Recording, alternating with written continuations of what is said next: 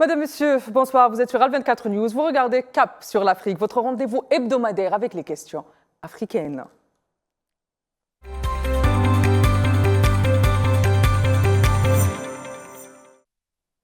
L'Afrique, berceau de l'humanité et continent d'une jeunesse vibrante, vit aujourd'hui une époque de profonde transformation entre aspirations économiques, défis sécuritaires et nouveaux rapports de force mondiaux. L'Afrique, on peut le dire, est un carrefour décisif. L'Afrique et ses organisations, ses pays ne sont pas évidemment un bloc homogène. Au sein même du continent africain, les visions des relations internationales s'affrontent sous le fond d'influence des grandes impuissances mondiales d'un côté entre impérialisme occidental et de l'autre côté des puissances comme la Russie et la Chine en première ligne d'une vision multipolaire des relations internationales. Et dans le même temps, les puissances continentales, elles s'inscrivent dans une troisième voie, mais qui met les intérêts africains dans le centre des enjeux du continent. Et aujourd'hui, c'est au cœur de cette scène géopolitique mondiale que je vous plonge avec mes invités pour justement comprendre les défis et les enjeux qui entourent le continent africain. Et pour en parler, j'aurai le plaisir d'être accompagné ce soir d'un habitué de Cap sur l'Afrique, Gamel Abina, qui me rejoint depuis Paris. Bonsoir Gamel, merci d'avoir accepté notre invitation. Bonsoir Tina et merci pour l'invitation, toujours un plaisir, heureux de vous retrouver. Merci Gamel. J'ai également le plaisir d'être accompagné ce soir d'un spécialiste des relations internationales et écrivain qui me rejoint également depuis Paris, Jacob Cohen. Bonsoir Jacob, merci d'avoir accepté notre invitation. Bonjour, c'est un plaisir. Merci. Alors Jacob, justement, je commence avec vous. Depuis quelques années maintenant, le monde est en bouleversement. On le sait, le monde impérialiste occidental est bouleversé. Comment est-ce qu'aujourd'hui, avant de revenir justement à comment est-ce que ces bouleversements sont en train de toucher l'Afrique, comment est-ce qu'aujourd'hui ces bouleversements sont en train de toucher l'Afrique? Est-ce qu'on peut revenir justement Oui, sur qu'est-ce que ces bouleversements aujourd'hui? Je crois que Jacob Cohen a un petit souci. Je pars vers Gamel avec la même Oui, question. oui, le monde est en train de changer très vite, hein. Depuis le conflit ukrainien, on se rend bien compte qu'il y a effectivement une bascule et un retour de guerre froide, comme je le dis régulièrement, même si elle ne dit pas son nom. Et cette fracturation du monde rappelle effectivement la guerre froide et rappelle aussi la fracturation de l'Afrique au temps de la guerre froide. Donc le théâtre d'opération n'est plus tellement en Asie, même s'il y a eu plusieurs guerres. Il faut se rappeler le Japon évidemment, mais pas seulement. La guerre de Corée, puis après les guerres de Vietnam, les différentes guerres d'Indochine. Toutes ces guerres-là étaient liées à la fracturation du monde entre l'Est et l'Ouest, donc le côté libéral, entre guillemets, on va mettre des guillemets, et puis le côté des soviets, donc très dirigistes, très communistes. Et donc la peur du communisme a poussé effectivement deux blocs à s'affronter. Aujourd'hui, ça a changé parce qu'il y a un souverainisme économique d'un côté et il y a l'ultralibéralisme américain de l'autre. Et donc les Africains sont sommés de choisir entre un des deux camps.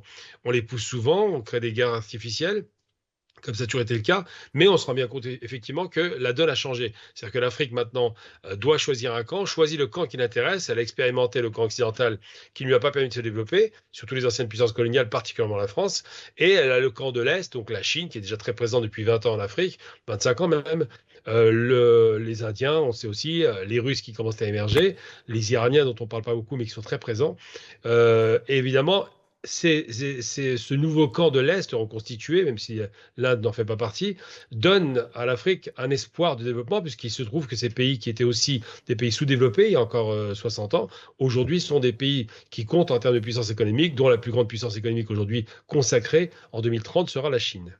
Très bien, Gamel. Mais quelles sont justement les nouvelles alliances qui sont en train de bouleverser le monde de façon globale? Alors, en substance, qu'on n'attendait pas, parce qu'en 70, comme vous le savez, la Chine est en rupture avec la Russie, se rapproche de façon très opportune des États-Unis. Donc, il y a un accord qui est reconnu en 72 de rapprochement stratégique entre les États-Unis et la Chine. Ensuite, bon, il y a la chute évidemment de ce qu'on appelait la bande des quatre, donc des maoïstes, et intervient un Deng Xiaoping très pragmatique qui veut développer son pays, qui voit bien que le communisme dirigiste d'État total ne mène nulle part et va commencer à faire un mixte économique entre l'économie de marché dirigé par l'État malgré tout, il y a quand même l'État qui a la main dessus, et puis une économie étatique avec effectivement tous les cassis du Parti communiste qui sont à la manœuvre. Donc ce modèle économique alternatif donne des résultats Au bout de 40 ans, la Chine a réussi, comme jamais on pouvait l'imaginer, donne des résultats probants.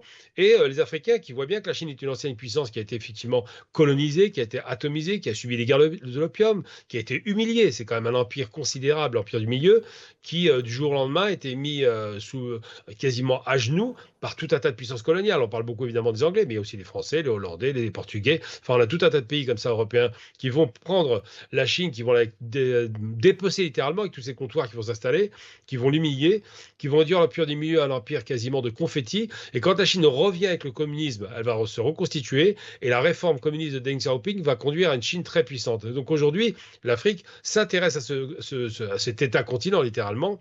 D'abord pour deux raisons. Parce que la Chine, quand elle investit en Afrique, ne donne pas de leçons d'économie et encore moins de leçons de démocratie. Et puis surtout parce que la Chine n'est pas une démocratie. Donc ça veut dire que le développement économique peut se faire avec un autre modèle que la démocratie qu'on les a vendus.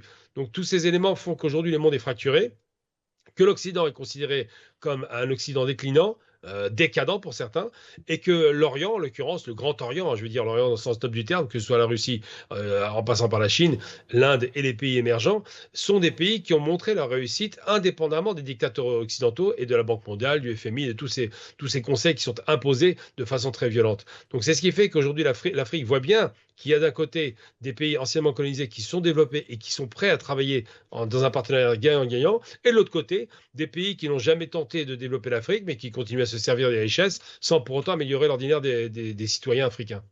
Très bien, Jacob, à la lumière de ce que vient de nous dire Gamel, est-ce qu'on peut aujourd'hui aspirer à ce que l'Afrique soit justement face office d'une troisième voie dans ce monde multipolaire où jouer un rôle d'équilibriste finalement? Juste pour compléter ce que vient de dire mon collègue, c'est que, enfin, bon, tout ce qu'il a dit est tout à fait pertinent. Et ce que je voudrais ajouter, c'est que est-ce que les pays africains ont le choix finalement? C'est un choix après lequel ils se battent, ils courent depuis leur indépendance ou leur pseudo-indépendance. Et on voit que 60 ans après cette indépendance, pour certains pays, elle est formelle. Et même quand ils ont essayé dans les années 70, 80, 90, de nombreux chefs d'État ont été assassinés, il y a eu des interventions, etc., des interventions militaires pour établir l'ordre, évidemment, entre guillemets. Regardez ce qui se passe aujourd'hui, par exemple, en République démocratique du Congo. Bon, il y a manifestement un allié de l'Occident qui est Kagame, qui fait le job pour l'Occident, pour récupérer les richesses faramineuses du Congo, de cette partie du Congo. On va revenir sur cette partie, sur ces défis, et ces défis sécuritaires et ces abcès sécuritaires. On va même peut-être parler du Soudan, on va parler de l'ensemble de ces conflits qui sont en train aujourd'hui de faire finalement le nid de l'Occident et même du sionisme ici en Afrique. Mais est-ce que on peut revenir avec vous justement sur le rôle que peuvent jouer les puissances émergentes africaines qui sont en train de favoriser, même sur les abcès sécuritaires, la question du développement, la question des intérêts africains? Alors, moi, j'ai un petit doute, c'est-à-dire dans le sens, c'est pas parce qu'ils ne le veulent pas, mais est-ce qu'ils ont les coups des franches? Est-ce qu'ils ont les moyens de mener la politique qu'ils voudraient pour leur pays? Il me semble que le Nigeria, enfin, si je ne me trompe pas, il fait partie de la CEDEAO. Or, la CEDEAO a joué un rôle trouble dans les révolutions qu'il y a eu au Niger et au Burkina Faso, etc. Et donc finalement, je suis un peu dubitatif sur d'abord sur le désir réel de l'élite, d'une certaine élite africaine de se libérer, et deuxièmement, est-ce qu'ils en ont les moyens? Voilà. Je pense que le combat, on assiste à une lutte permanente. Est-ce que vous faites référence au régime relais finalement qu'il y a ici dans le continent africain, notamment le Maroc qui par sa domination du Sahara occidental et sa colonisation du Sahara occidental, se fait le relais de la France en Afrique, notamment par ses investissements à Dakhla occupé? C'est un excellent exemple. C'est-à-dire que l'Occident a encore quelques cartes à jouer et il les joue par l'intermédiaire de pays qui veulent bien servir de courroie de transmission, servir les intérêts, parce que ces pays pensent qu'ils pourraient profiter de la puissance occidentale qui n'est pas négligeable, et donc pour asseoir leur puissance et leur autorité. Le Maroc joue parfaitement ce rôle, et d'ailleurs il est en train de s'immiscer dans les trois pays, le Niger, et Burkina Faso et l'autre. Enfin bon, et donc ils sont en train, ils pourraient les attirer vers, en leur offrant des débouchés, des prêts, etc., de les détacher peut-être, je ne sais pas, mais en tout cas, nous assistons à un combat qui n'a pas dit son dernier mot, voilà. Très bien, merci Jacob. Très chers téléspectateurs, on se retrouve tout de suite après ceci.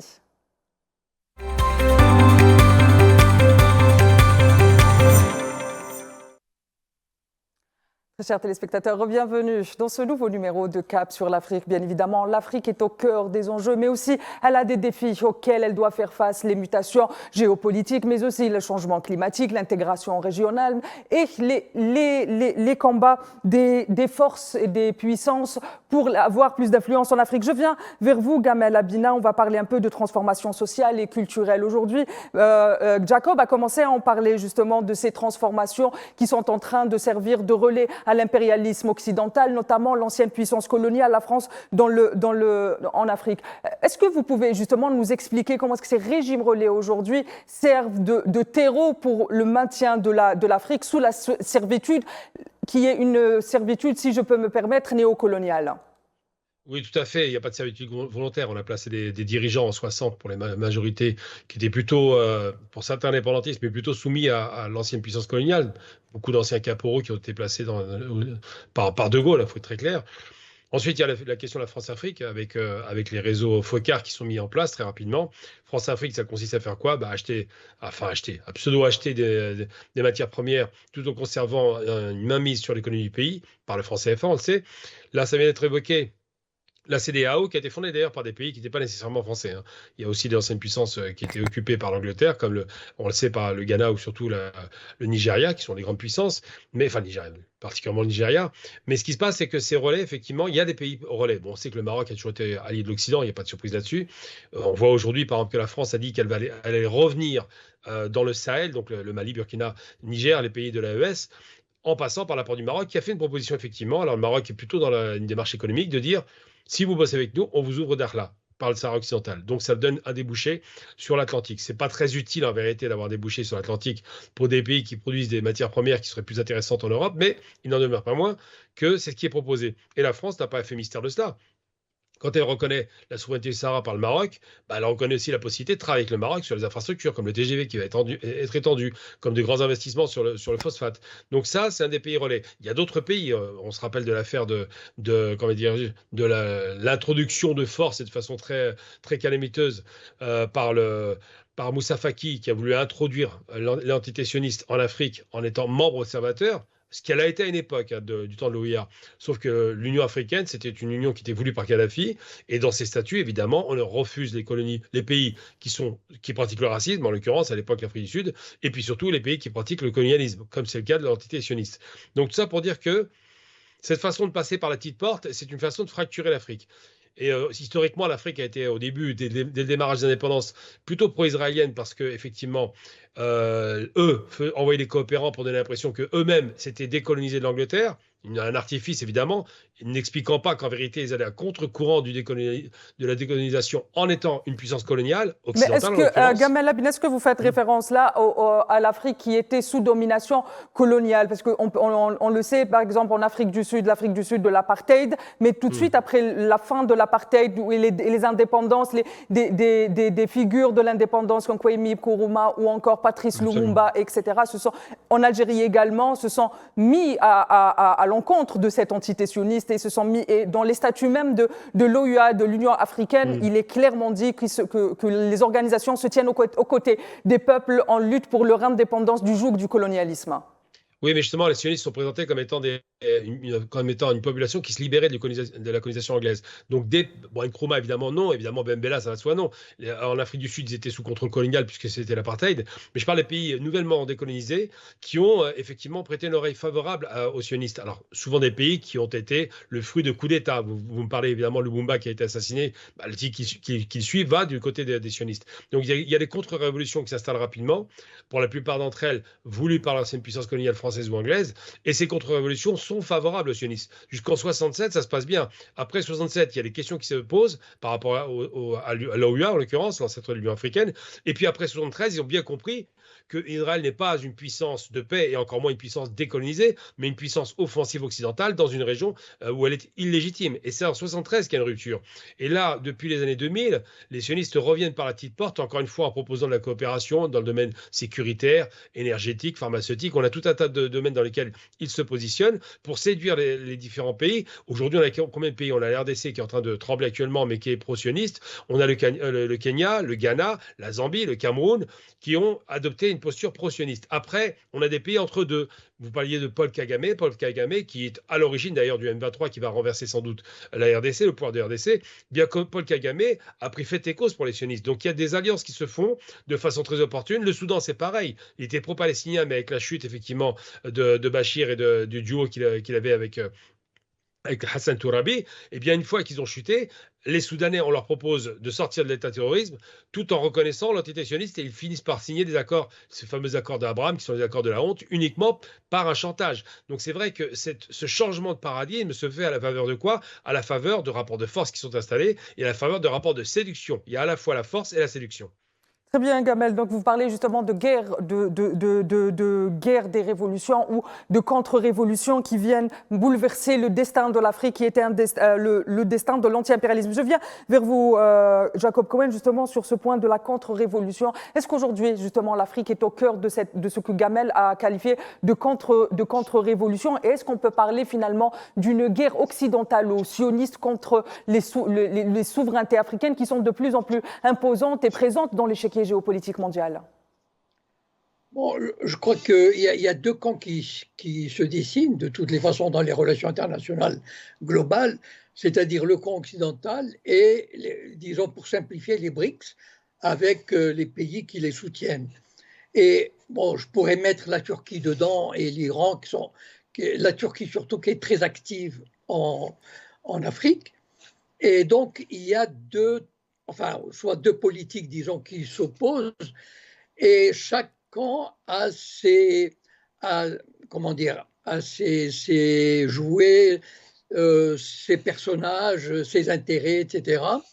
Et donc, on ne peut pas dire aujourd'hui qui va l'emporter. Je crois qu'il y aura, à mon avis, une espèce de partage de fait, pas à Yalta où on se partagerait, ou les accords de Berlin, le traité de Berlin de 1885, où les puissances coloniales ont tracé les frontières et se sont partagées l'Afrique, mais disons, on assistera, comme on assiste aujourd'hui, à des luttes intestines par force interposée ou par pression, etc., mais où chaque camp joue ses pions, ces pays, et à mon avis, il n'y aura pas il pourrait y avoir un pays qui passe d'un bord à l'autre, mais je ne crois pas à la victoire d'un camp sur l'autre. Peut-être que la tendance générale, en tout cas au niveau des peuples, ce qui est certain, c'est qu'au niveau des peuples, la tendance générale est à l'anti-impérialisme, pour prendre une formule générale, mais il y a malheureusement, il y a toujours les régimes qui combattent cette aspiration populaire. Mais l'aspiration populaire est là. Je voudrais juste dire une chose. Quand Israël veut se débarrasser des Gazaouis, elle s'adresse à deux pays africains, en dehors de l'Égypte. Elle s'adresse au Soudan et à l'Ouganda. Et ça veut dire que Netanyahou compte sur ces deux pays probablement favorables, qui répondront favorablement pour l'aider à prendre une partie, à vider une partie de Gaza. C'est donc, vous voyez de quelle manière tous ces contrôles se font, toutes ces influences, etc. Voilà. Très bien, très chers téléspectateurs, on se retrouve tout de suite après cette courte page publicitaire.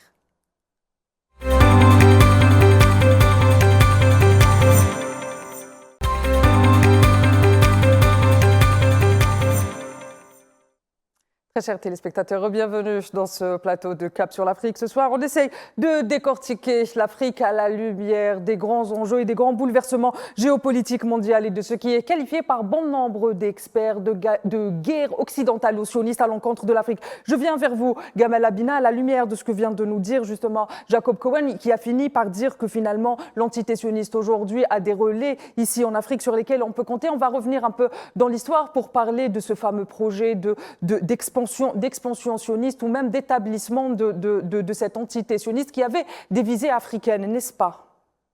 Ce qui est amusant d'ailleurs, c'est bien dit par Jacob Cohen, je trouve ça très amusant en termes d'ironie historique, c'est que les nazis, quand ils voulaient se débarrasser des juifs, avaient envisagé la Sibérie, Madagascar et l'Ouganda. Donc aujourd'hui, c'est la même chose que ce Netanyahou, qui pour moi est un vrai néo-nazi dans son admiration du fascisme européen, a les mêmes idées. Et c'est pas étonnant.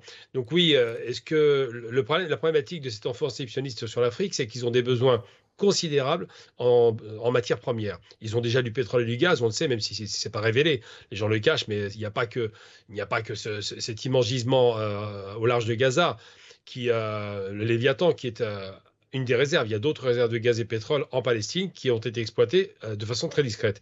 Mais ils ont besoin à la fois de cela, et ils ont besoin aussi de soutien des Africains pour montrer qu'ils sont normalisables. Alors ça veut dire quoi? Ça veut dire que l'Afrique décolonisée reconnaît pas la colonisation de la Palestine, qu'on a bien vu pendant la barbarie de ces génocides à Gaza, les Africains étaient plutôt vent debout et favorables aux Palestiniens. Les peuples africains, pas d'Africains, je précise bien, eux sont pro-palestiniens, c'est évident, mais les dirigeants, certains d'entre eux, du moins facilement corruptibles, ne le sont pas.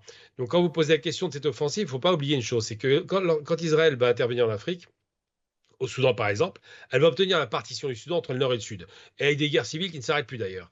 Ensuite, elle va tenter à nouveau de fractionner l'est du Soudan et l'ouest du nord. Donc tout ça pour dire qu'il y a toujours un arrière-goût de gaz et pétrole derrière, mais surtout un intérêt pour eux de faire en sorte que des pays qui avaient une grande superficie, comme le Soudan, plus grande superficie africaine, deviennent des petits pays. C'est un peu le pari qu'avait fait à l'époque l'Angleterre par rapport au Moyen-Orient, où la plupart de ces rois, émirats et autres n'existaient pas et ont été créés pour fractionner l'Arabie d'origine et pour en faire un État parfaitement corrompu et inintéressant. Donc tout ça pour dire que oui, l'Afrique est un danger par rapport à ces tentatives de séduction, ces tentatives d'ingérence, ces tentatives de déstabilisation. Là, on peut se poser la question. La RDC, qui était plutôt favorable à Israël, se retrouve en difficulté par un autre allié d'Israël objectif, qui est Paul Kagame, de Rwanda. Et là, aujourd'hui, on a un pays qui est le plus grand pays d'Afrique en termes de richesse reconnue, mal exploité, et qui devient le pays le plus en danger aujourd'hui. Pourquoi? Parce que ça fait 20 ans qu'il y a une guerre civile, parce qu'il y a à peu près 50 000 morts par mois, et que tout le monde s'en fiche, c'est les Noirs qui tuent les Noirs, avec des sociétés étrangères qui sont à la manœuvre et qui alimentent cette guerre. Justement, vous avez parlé d'un point très important qui sont les richesses africaines. On va parler des richesses africaines, justement. On va revenir notamment sur le pillage qu'a opéré la multinationale Areva au Sahel. Et c'est à vous que je pose la question, Jacob Cohen, ou peut-être j'aimerais votre avis, les deux. On parle de Areva qui a pu quand même librement, durant des décennies, piller les richesses africaines. On va parler aussi de la ressource en cacao en Côte d'Ivoire. On va parler des ressources en minerais, notamment au coltan en République démocratique du Congo. On va parler des richesses de la République démocratique arabe sahraoui. Toutes ces ressources, finalement, se retrouvent quelque part, pour la plupart, notamment de la République démocratique du Congo, dans le marché noir, et elles servent aux multinationales. Est-ce que vous pouvez nous expliquer, Jacob Cohen, comment est-ce que ce phénomène est en train d'être opéré, ce pillage de l'Afrique est en train d'être opéré par les multinationales et sert directement les intérêts des grandes puissances? Mais je crois que de toutes les façons, il faut remonter quasiment à la colonisation de l'Afrique. C'est-à-dire que l'Afrique, si on l'a colonisée, c'est parce qu'on voyait la possibilité de ressources illimitées quasiment et indispensables, et de plus en plus d'ailleurs. Ces richesses deviennent de plus en plus importantes. C'est-à-dire surtout les terres rares, par exemple, les nouvelles richesses, le gaz, le pétrole, etc., l'or. Et donc, l'Afrique devient est de plus en plus une terre de convoitise. Voilà. Et ne cessera pas de l'être, malheureusement. Et donc, qui dit convoitise dit toutes les puissances sont là, aux aguets, les dents longues, et sont prêts par tous les moyens à exploiter ces ressources au moindre coût. C'est ça le problème. Ça veut dire que l'Occident n'a pas envie de payer le vrai prix de ses richesses. S'il avait voulu payer le vrai prix, il aurait permis des gouvernements démocratiques qui travaillent pour le peuple, on les aurait payés normalement, et puis ils auraient fait, je vous rappelle par exemple qu'on a appris que le Niger, qui produit l'uranium, la moitié du pays ou le tiers n'a pas d'électricité, par exemple. Enfin, je veux dire, ça veut dire que vraiment, les exploiteurs s'en fichent pas mal du développement et je ne crois pas que ça changera. Je rappelle juste une chose, c'est que s'il y a eu une scission dans le Soudan, c'est bien le lobby sioniste qui a mené cette opération. Je me souviens très bien, à la fin des années 2010, c'est la guerre du Soudan, l'autonomie du Soudan était relayée par des des acteurs américains qui sont très proches du lobby sioniste. Et donc, malheureusement, je ne crois pas que ça s'arrêtera et cette guerre continuera. Voilà. Très bien, je viens vers vous, Gamel Abina. Justement, on va continuer à parler des objectifs du sionisme en Afrique. À la lumière de ces ressources, à la lumière de ce que vous venez de dire, tous les deux, le fils de Kadhafi est sorti de son silence il y a quelques jours pour justement revenir sur l'affaire de la géopolitique du chaos qui a aujourd'hui mis en grande difficulté la Libye. Est-ce qu'on peut mettre dans ce contexte de guerre occidentalo-sioniste le dossier libyen ou le sort qu'a réservé la France et Sarkozy avec ses opérations et son intervention étrangère illégale sur le sol libyen dans ce même contexte? L'ignoble Sarkozy, qui est condamné à de nombreuses reprises, qui est un voyou, qui est un délinquant, qui est un voleur en plus, parce qu'on se rend compte, et quelqu'un qui est un corrompu. Parce que Saïf el-Islam a répété à nouveau qu'effectivement, il avait payé la campagne de Sarkozy, ce qui veut dire qu'un chef d'État français d'une puissance qui est la 7e mondiale a été acheté par la Libye. C'est ça qui s'est passé. C'est une des raisons pour lesquelles, d'ailleurs, il a reçu Kadhafi à l'Élysée sous attente. Mais ce criminel de guerre, parce qu'il faut appeler un chat un chien, hein, en l'occurrence le concernant.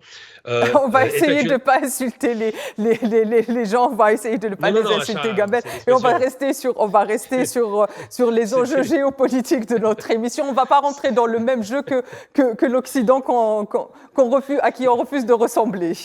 C'était une expression pour me moquer un petit peu en réalité, parce qu'on dit un chat, effectivement.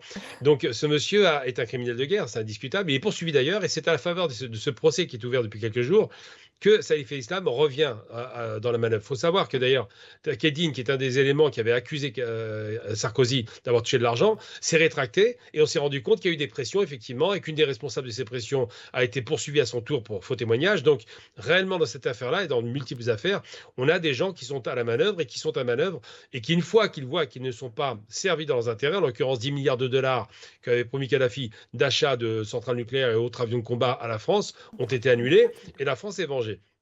L'autre aspect, c'est que Kadhafi proposait à l'Afrique effectivement plusieurs plans. Il faut se rappeler que la Libye était un émirat en Afrique du Nord. C'est un pays très riche, c'est un pays qui était bien géré, c'est un pays qui avait plus d'argent par les actifs étrangers que par le pétrole, c'est vous dire un peu la gestion rigoureuse du pays. Et surtout, c'est un pays qui avait proposé des satellites, ça avait été offert, qui avait proposé l'Union africaine de faire les États-Unis d'Afrique, qui avait proposé d'en finir avec le franc CFA. C'est un des facteurs qui ont conduit la France à intervenir, on le sait aujourd'hui, et qui proposait le dinar d'or. Donc il a proposé plein de réformes très importantes, mais dès qu'on touche au porte-monnaie de l'Occident, c'est la panique. Alors, vous parliez du sionisme. N'oublions jamais que le sionisme est juste l'émanation de l'impérialisme occidental. Ce n'est pas une question juive, ça c'est du baratin. C'est une façon de revenir au Moyen-Orient par une nouvelle croisade en utilisant, soi-disant, les populations juives qui auraient été martyrisées d'Europe pour dire qu'ils reviennent chez eux. Mais ça, c'est un mythe fondateur qui est faux d'ailleurs, avec ces fameux 12 tribus d'Israël qui reviendraient. En vérité, c'est l'Occident qui revient. Preuve en est, s'il fallait une preuve, qui arme le sionisme aujourd'hui et qui a donné des bombes pour martyriser les Palestiniens, ce sont les États-Unis, la France, l'Angleterre et l'Allemagne, comme par hasard. Toujours les mêmes à la manœuvre. Il y a d'autres pays qui les soutiennent, mais là de façon très active. Donc c'est vrai que l'Afrique peut être inquiète par rapport à ça. Pourquoi? Parce que là, où on déstabilise, il y a toujours de l'argent à prendre. Parce que Areva, vous l'avez souligné, au Niger, n'a pas développé de centrale nucléaire là-bas, n'a pas développé même un parc électrique là-bas. On a un pays qui était sous-développé, pas de route, pas d'autoroute, et Areva fixait les prix d'achat. Vous vous rendez compte, ils exploitent et ils fixent les prix d'achat du matériel. C'est-à-dire que c'est l'acheteur qui fixe le prix, ce qui est extraordinaire dans le marché libre. On voit aussi, pour prendre la question française, Mayotte. Alors c'est amusant parce que les Français se vantent beaucoup d'un mensonge, de dire que quand ils ont été virés d'Algérie, ils avaient laissé des routes, des autoroutes, il n'y a jamais eu d'autoroute, mais c'est pas grave, des aéroports et surtout des hôpitaux. Eh bien, quand vous allez 63 ans après à Mayotte, qui est contrôlée par la France aussi, je le rappelle, depuis 75 de façon illégale, eh bien Mayotte n'a pas d'hôpital. Mayotte n'a quasiment pas d'infrastructure, il n'y a pas de travail, les gens vivent dans la misère. Donc on ne se pose pas la question de savoir ce que veut dire l'impérialisme et surtout le colonialisme qui pille les richesses. Il n'est pas là pour le bien-être des gens, il est là pour prendre de l'argent. Et donc M. Sarkozy, lorsqu'il va détruire la Libye, le fait pour des raisons financières avant toute chose et pour se venger, mais surtout parce qu'il voit le danger que propose la Libye, à savoir de faire une monnaie alternative au franc CFA qui rapporte beaucoup d'argent à la maison mère française qui est à la manœuvre et où effectivement le franc CFA est contrôlé par la France, donc qui contrôle les économies des pays qui subissent cette monnaie, qui est une monnaie de singe en l'occurrence. Jacob, est-ce que finalement on peut dire qu'aujourd'hui il existe une dynamique historique contemporaine qui essaye de s'allier à tout prix à l'Occident et à son allié sioniste en Afrique? Si vous me posez la question, je vous réponds rapidement. Sinon, c'est à Je, Jacob Cohen que vous posez la question. je crois que Jacob ne m'a pas entendu, Ah, donc ok. allez-y, Gamel, je vous écoute. Ah, désolé. Oui, donc oui, il y a une alliance stratégique, mais c'est évident. Je veux dire, c'est pas une alliance par hasard. Bon, l'Angleterre qui est virée avec l'attentat à l'hôtel King David de Palestine, c'était un accord. Il y a pas du tout de décolonisation. Ils sont d'accord, ils se soutiennent entre eux. Quand il y a une expédition tripartite qui se fait en 67, en 56, excusez-moi, contre l'Égypte, eh bien, il y a l'Angleterre. Il y a Israël et il y a la France, donc clairement les impérialistes sont là. N'oublions jamais une chose, c'est important de rappeler, les accords Sykes-Picot vont redessiner la carte du Moyen-Orient en créant, avec ce fameux accord secret dont on n'a pas parlé, et qui était émané de l'idée de Balfour, un foyer national juif en Palestine. Donc ils ont déjà dès le départ l'idée de redécouper la région.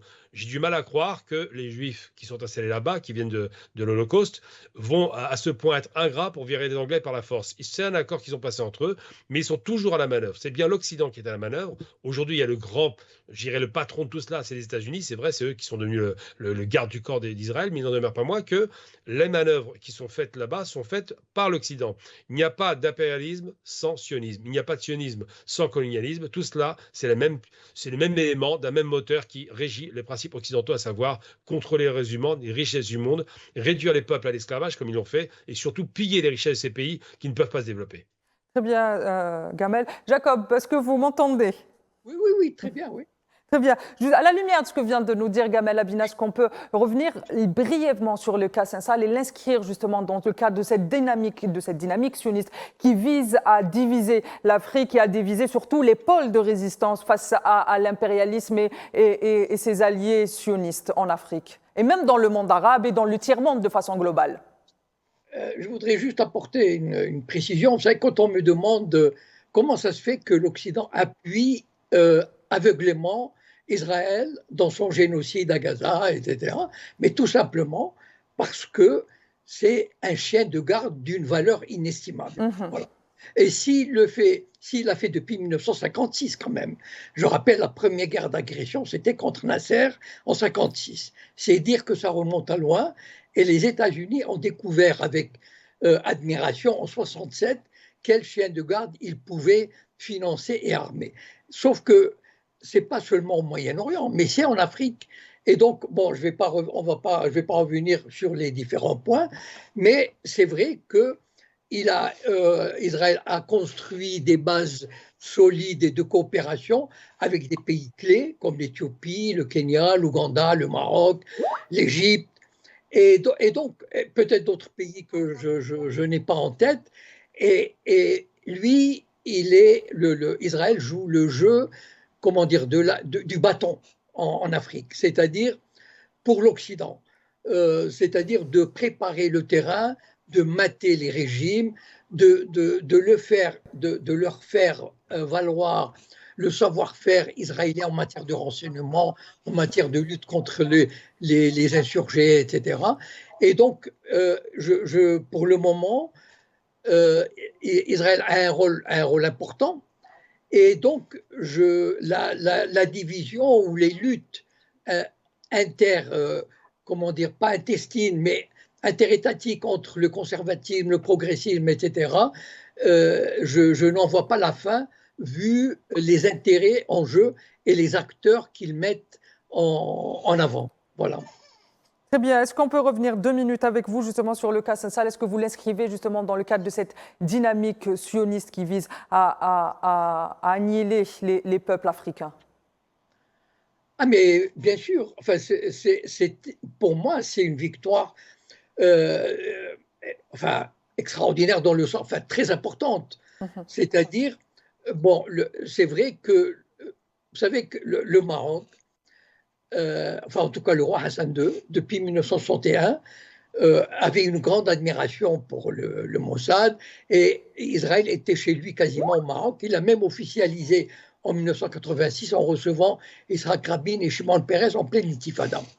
Mais aujourd'hui, le Maroc devient une base non seulement militaire et diplomatique et du renseignement, mais aussi une base. Vous savez, j'ai publié récemment, j'ai donné une interview à Algérie 54 hier, où justement je montrais que, avec mon nouveau roman qui s'appelle La 26e tribu, c'est pas pour faire de la pub, mais c'est juste pour montrer comment le sionisme veut implanter l'idéologie de la Shoah ou la religion de la Shoah, comme j'ai le titre d'une conférence que j'ai donnée à Rabat il y a quelques années, la religion de la Shoah, elle est interdite au Maroc et elle sera probablement, elle est destinée à se répandre parce que c'est un écran idéologique formidable derrière lequel le sionisme avance.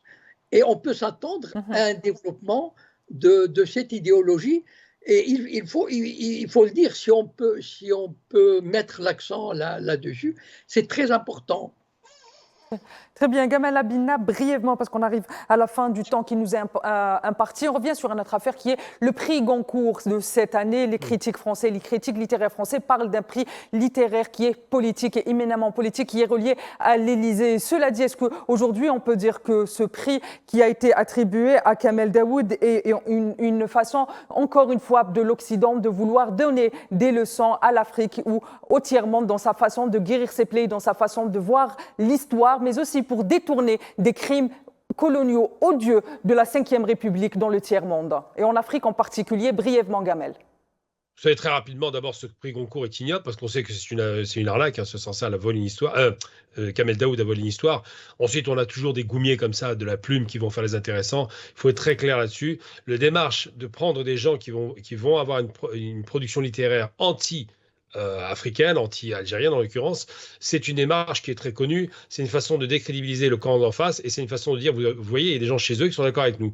Bah, en Algérie, on avait ça s'appelait des harkis. Maintenant, on a des harkis de la pensée. Malheureusement, c'est comme ça arrive. Sansal n'est pas meilleur que l'autre, c'est les mêmes acabis, même discours d'extrême droite ou de droite dure, même position un petit peu à plat ventriste devant leur maître, parce qu'il y a de l'argent à prendre, parce que ces gens sont payés pour cela, et qu'effectivement, ce prix Goncourt, alors ça serait si le Goncourt n'était pas une affaire politique, hein, mais là, elle est éminemment politique à la suite du scandale. Il faut se rappeler du scandale de Kamel Daoud et de sa femme Psy, qui ont pris une histoire d'une femme, effectivement algérienne, qui a été victime de ce qui s'est passé en 90. Donc c'est assez abject de faire cela, sachant que le scandale a existé et que l'affaire Sansal a masqué ce scandale pour un certain temps. Mais il n'en demeure pas moins que dans les faits, donner un concours à un homme dont la qualité intellectuelle et la qualité romanesque peut être rediscutée, je trouve ça assez douteux. Très bien, merci Gamel. Merci de nous avoir accompagnés tout au long de ce nouveau numéro de Cap sur l'Afrique. Merci également à Jacob Cohen qui nous a accompagnés. Merci pour l'ensemble de vos éclairages. Quant à vous, très chers téléspectateurs, je vous donne rendez-vous la semaine prochaine pour une nouvelle question africaine.